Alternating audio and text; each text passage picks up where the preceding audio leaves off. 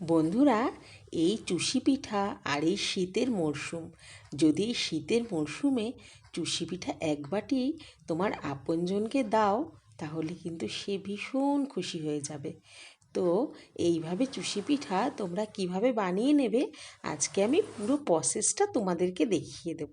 যারা চুষি পিঠা কাটতে পারো না, তারা আস্তে আস্তে করে যখনই সময় পাবে দিনের মধ্যে, এইভাবে তোমরা কিন্তু বানিয়ে নেবে।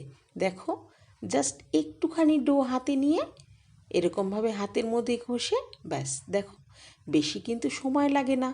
জাস্ট এরকম করে যখন তোমরা হয়তো একটু টাইম পাচ্ছ, বসে থাকছো দুপুরবেলায়, কিংবা সকালের দিকে হয়তো চা খাওয়ার পরে একটু বসে থাকছো, তখন সময় পেলেই এই ডোটা বানিয়ে ফ্রিজে রেখে দেবে। তারপরে এরকম বানিয়ে রেখে দেবে। তোমরা ইচ্ছা করলে এটা কিন্তু রোদেও শুকিয়ে রাখতে পারো। আমি কিন্তু এটা রোদে শুকিয়ে রেখে দিই। যখন আমার মনে হয়, আমি তখন একটু দুধ ফুটিয়ে তারপরে বানিয়ে ফেলি সাথে সাথে, একদম ইনস্ট্যান্ট। যা মানে একটু দেরি হয় না, এই পিঠেটা সংরক্ষণ করে রাখা যায় ঘরে। তো এইভাবে তোমরা কিন্তু বানিয়ে নেবে। দেখো, আমি সুন্দরভাবে তোমাদেরকে প্রসেসটা দেখিয়ে নিলাম। আমিও তোমার ওই বাড়ির বয়স্কদের মতো অমনি চুষি পিঠা কাটতে পারি না, তো আমিও এইভাবেই বানিয়ে নিই। দেখো তোমরা, কত সুন্দর লম্বা লম্বা, একদম ঝুরঝুরে সুন্দর কিন্তু হয়ে গেছে। কেউ কিন্তু দিলে বুঝতেও পারবে না যে তুমি এই পিঠাটা বানাতে জানোই না। একদম ঝুরঝুরে এরকম প্লেটে করে জাস্ট একটু রোদে মেলে রাখবে, হালকা করে শুকিয়ে যাবে। তারপরে দুদিনেরটা একসাথে করে বানিয়ে নেবে। দেখো, আমার কিন্তু প্রায় অনেকগুলোই হয়েছে। দেখো, আমি কিন্তু হালকা রোদে একটু শুকিয়ে নিয়েছি পিঠেগুলো। তাতে কি হয়, পিঠেগুলো একটার গায়ে একটা লেগেও যায় না, এবং খুব সুন্দর দেখতে হয় দুধের মধ্যে পিঠেগুলো। তো এবার চলো আমি ডোটা কিভাবে বানাবো সেটা তোমাদেরকে একটু দেখিয়ে দিই। আমি এখানে নুন জল ফুটিয়ে নিয়েছি, আর খানিকটা জল নামিয়ে আমি বাটি করে পাশে রেখে দিয়েছি। এবার আমি চালের গুঁড়িটা, সেদ্ধ চালের গুঁড়ি নিয়েছি আমি এখানে, চালের গুঁড়িটা আমি এখানে দিয়ে দিলাম। এবার আমি জলের সঙ্গে মেশাতে থাকবো। মেশাতে মেশাতে আমার যদি একটু জল লাগে, তখন আমি বাটিতে রাখা জল আমি এখানে মেশাতেও পারবো। আমি কিন্তু এখানে গ্যাসের ফ্লেমটাকে একদম লো করে রেখেছি, কারণ চালের গুঁড়িটা সেদ্ধ হতে হবে। সেদ্ধ যদি না হয়, তাহলে কিন্তু চুষি পিঠাগুলো খেতে ভালো হবে না, বা তোমার সুন্দরভাবে জিনিসটা, ডোটা না তৈরি হলে ভালো হয় না জিনিসটা। তো এই ডো তৈরি করাটা কিন্তু খুব মেন। তোমরা একটু ভালো করে দেখে নাও।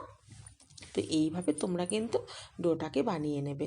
দেখো, আমার পরে একটু জল লেগেছে, আমি ওই গরম জল, নুন জলটা তুলে রেখেছিলাম বাটি করে, ওখান থেকে অল্প একটু দিয়ে আমি এখানে মিশিয়ে আবারও খুন্তির সাহায্যে এটাকে মাখিয়ে নিলাম। দেখো, আমার বেশ ডোটা কিন্তু বানানো হয়েই গেছে। এবার আমি নামিয়ে নেব। নামিয়ে আমি একটু গরম গরম, যখন উষ্ণ গরম গরম থাকবে, মানে হাত দিতে পারবো, তখন আমি এটাকে ঠেসে ঠেসে একটু মেখে নেব। কারণ মেখে নিলে ভীষণ ভালো হয় পিঠেটা।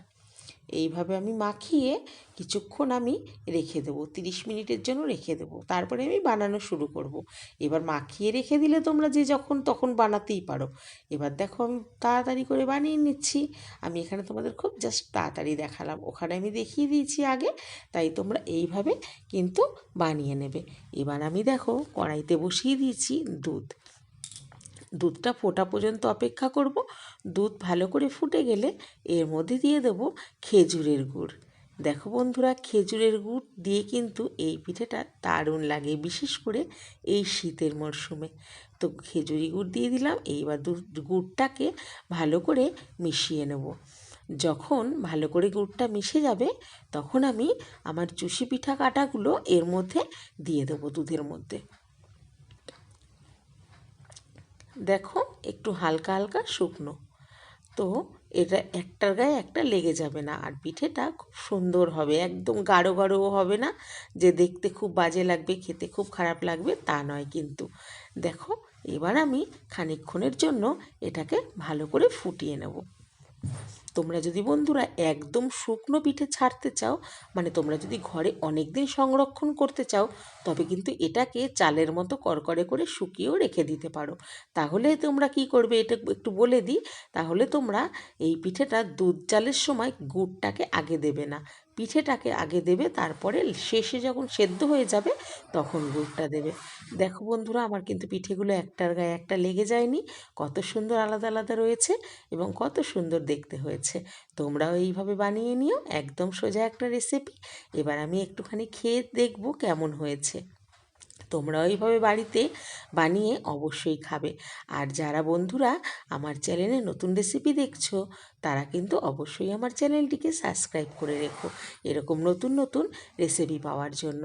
আর বন্ধুদের সঙ্গে অবশ্যই ভিডিওটি শেয়ার করে দিও, আর লাইক আর একটা ছোট্ট কমেন্ট করে দিও।